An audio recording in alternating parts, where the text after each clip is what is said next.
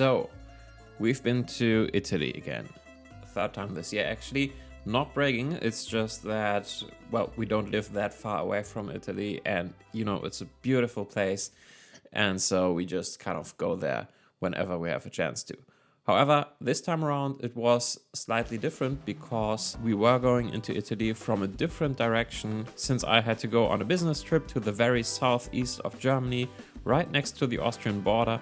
And so we took that opportunity as a family to, you know, spend a few days in Salzburg, Austria, which was glorious, by the way. And maybe I will make a video about that at some point as well. But after our time in Salzburg, we went further south and into Italy to visit Venice. Now, I have never been to Venice before. My wife and I had actually planned to go to Venice for a number of years, but for whatever reasons, whenever we had any actual concrete plans to go there, something came up and we had to abandon those plans.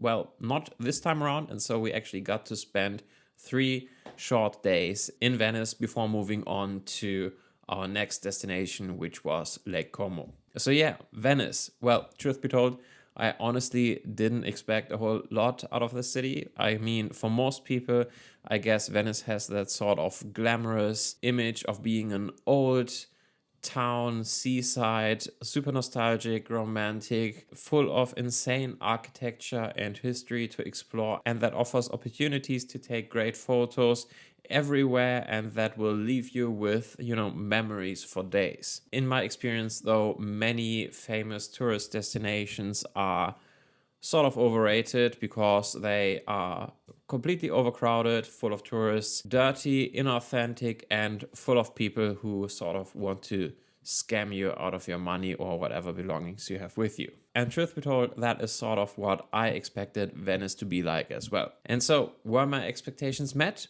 Well, when we arrived at the huge grey concrete slab parking garage on the edge of Venice, and we were greeted by grey skies and light drizzle, our first impression wasn't exactly great. To get into the actual city, we wanted to go by boat, and I had to use all of my 3 remaining brain cells to figure out which boat lane would take us where. Entering Venice via boat sounds kind of cool, and sure, it is in a way, but really it's just public transport. Yes, we could have also called a boat taxi, I guess, but since we are cheap, that wasn't really an option. Anyway, we eventually made it to our apartment and settled in for a while. One thing that sort of surprised me right away was, at least in the area that we stayed in, most people around us seemed to be speaking Italian, and so that meant that they were either locals or Italian tourists. And so of course, if you're in Italy, you kind of want people around you to speak Italian just for the experience, I suppose.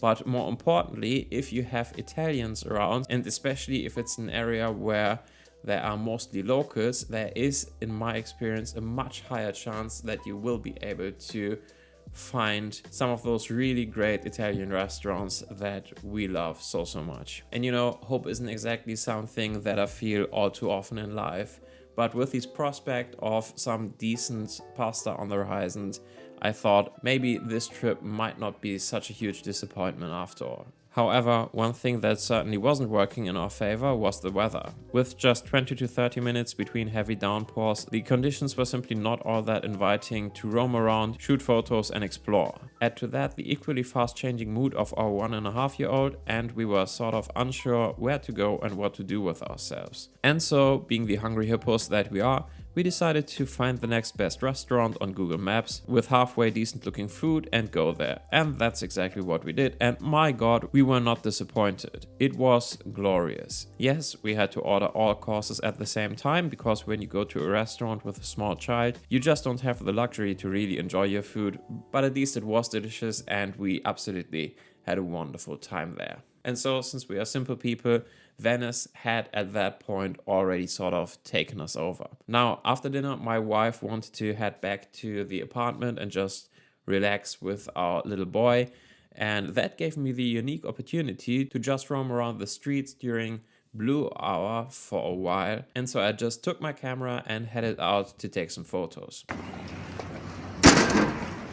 Alrighty, so it's already dark outside, but all of these street lights have just turned on. And so I've decided to go for a quick wander around the area where our Airbnb is because it just looks too good to pass on. Well, that said, let's see what we can get. Have the X2D2 with me with the 55mm.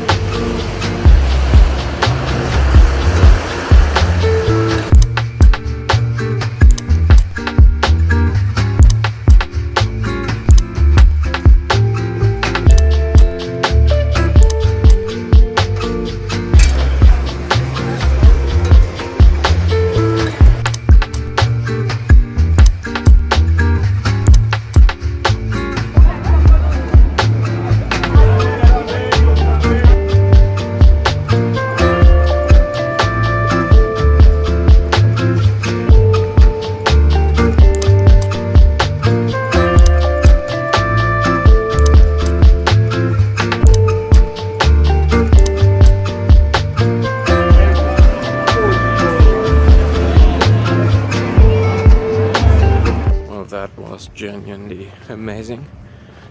No idea how the photos turned out yet, obviously, but I think I got a couple of keepers. Either way, it doesn't really matter if I'm being honest. Just being out and about here in Venice at night, especially in this part of town and probably also at this time of the year, only Italian-speaking folks, like barely any tourists whatsoever, or at least if they are tourists, they are like Italian tourists. And I mean, I don't know, you haven't really been to Italy if you haven't experienced some of the just out and about nightlife of Italy. You know, just people sitting around, talking at a restaurant, drinking wine, and all of that. It's a vibe. Yeah, and I'm glad that I took the chance and brought out the camera as well. Anyway, I'm going to head in now and get some sleep. See you tomorrow.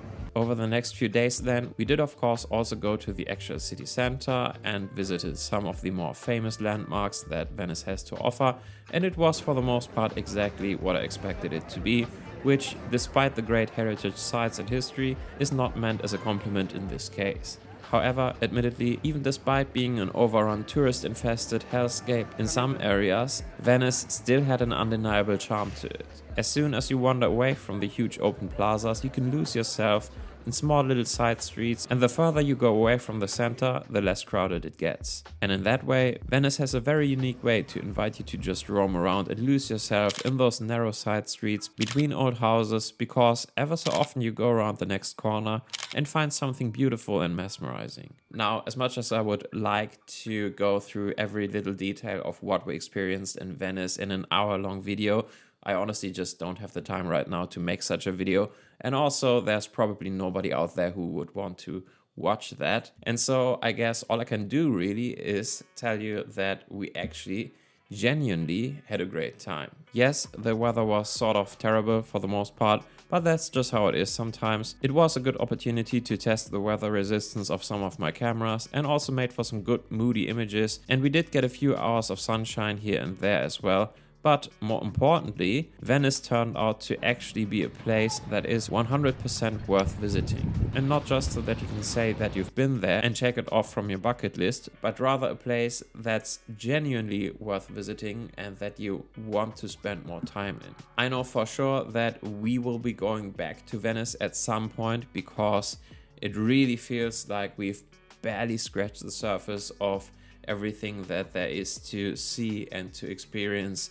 And so yeah, I just want to spend more time in Venice, which I really wasn't expecting when we went on that trip. In conclusion then, it seems that every time I go to Italy because I want to get a quick fix of, you know, good vibes and good food, I just get back home and right away I'm just itching to go back to Italy to get some more. And this trip, for better or for worse, was no exception. But anyway, let me know if you've been to Venice yourself already and what you think about it, and also if you have any other places, recommendations of that type, places, you know, where you would usually think that they are overrated and not actually worth visiting, but they actually kind of are. Also, let me know in the comments below. Other than that, thanks for watching. I will see you in another video soon. Until then, take care.